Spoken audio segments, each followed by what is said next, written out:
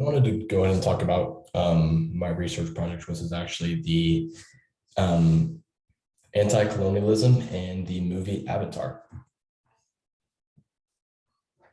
I kind of wanted to start off by kind of this quote that James Cameron, the author and director of the movie Avatar, had previously said in an interview that he had been conducted in. And it says, there's a sense of entitlement. We're here, we're big, we've got the guns, we've got the technology, we've got the brains, we're therefore entitled to every damn thing on this planet. And this kind of just, he kind of mentioned this as kind of the attitude of how he wanted to portray his movie as. And as you can see, the kind of the theme is this was this big group and this entity that wanted to kind of destroy this entire planet just because of they were big, they had guns and they had the technology to do so. And as you can see, this kind of like goes hand in hand in how the US kind of handles their business. You know, we can see from previous wars and just everything that we've kind of dealt with in our history. And this kind of just goes with kind of the summary of the movie Avatar, which if you haven't seen Avatar, it's a great movie and I definitely recommend it, even though it's very long, like very long. I thought it was a great movie and definitely something I recommend to everyone watching. Starting off, it kind of goes into the kind of the characters, and the main character that it kind of talks about is this ex-Marine who's actually unable to walk and is actually in a wheelchair. And because of this, he's kind of not given the most opportunity that he thinks he can do. And this is where he kind of takes, as I said, the adventure into the unknown. The unknown I'll kind of talk about later in the presentation. But he's a part of this technological advanced mining corporation. And its business of being on this planet called Pandora is by mining this certain element that actually costs a fortune if they actually collect it and sell it. But this planet Pandora actually consists of a species kind of related to the humans. But these species in their home, they actually have a lot of different significant places within this world that that is so significant to them that they call home.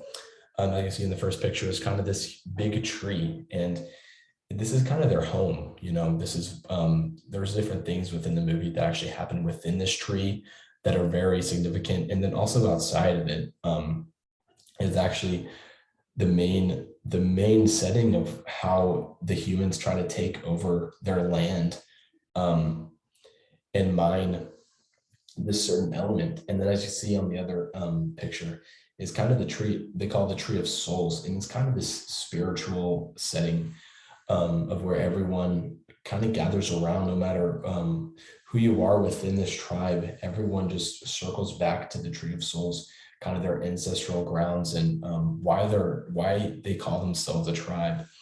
But kind of towards the end of the movie, it kind of shows the humans kind of try to take over their home. But within the plot, it kind of shows that they're unsuccessful in taking over their land and their world. And they try to make amends to how they're doing so. And it kind of goes back to the ex-Marine, and he's kind of the main part of how these indigenous people stop them from taking over their land. But I kind of wanted to relate this back to an event that happened within the US history called the Indian Removal Act. And if you don't know what it is, this act allowed government officials to relocate Indian tribes. And this act was actually signed by President Andrew Jackson in 1830. And if you don't really know much about the Indian Removal Act, there's actually a lot of instances where they kept pushing this tribe back all the way to relocate to Mexico.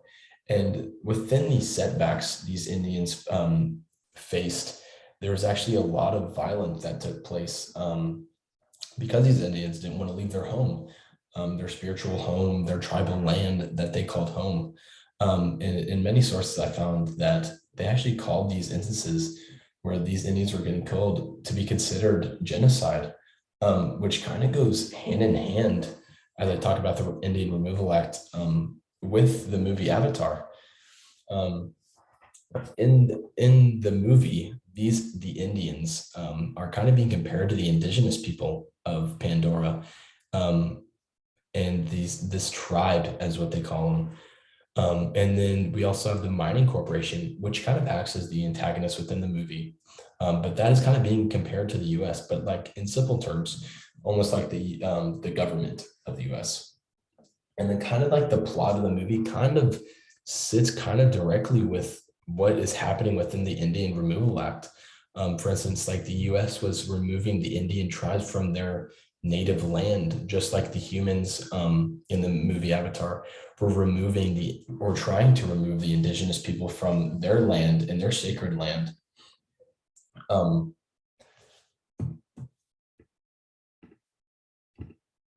I wanted to, sorry about that. I wanted to go ahead and talk about kind of some of the antagonists and the protagonists within the movie. Starting off with Colonel Miles. To me, he kind of acts more of like a President Andrew Jackson. Andrew Jackson was actually the one that signed the bill, wanted this stance in removing these Indians, and kind of in the movie, Colonel Miles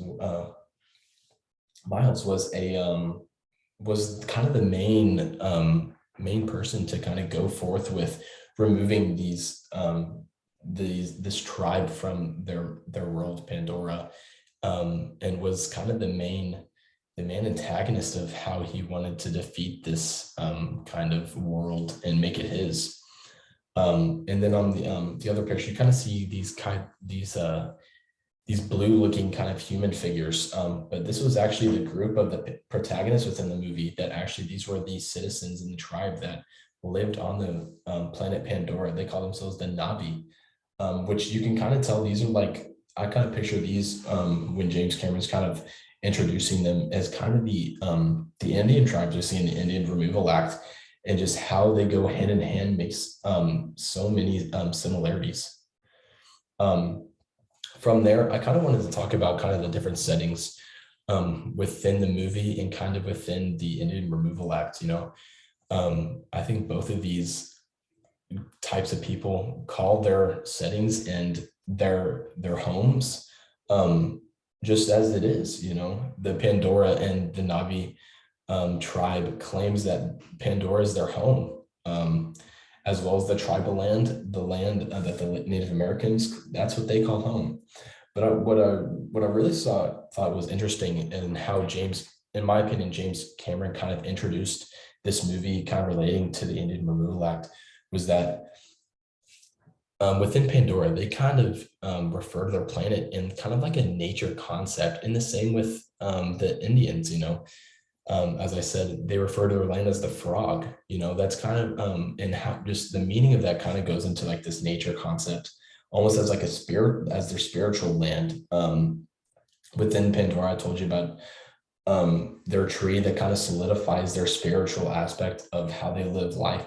And the same thing for the tribal land. They do anything for their spiritual land.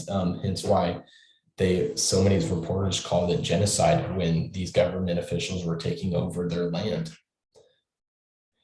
And kind of just to sum up everything, I kind of wanted to give the different viewpoints of this movie.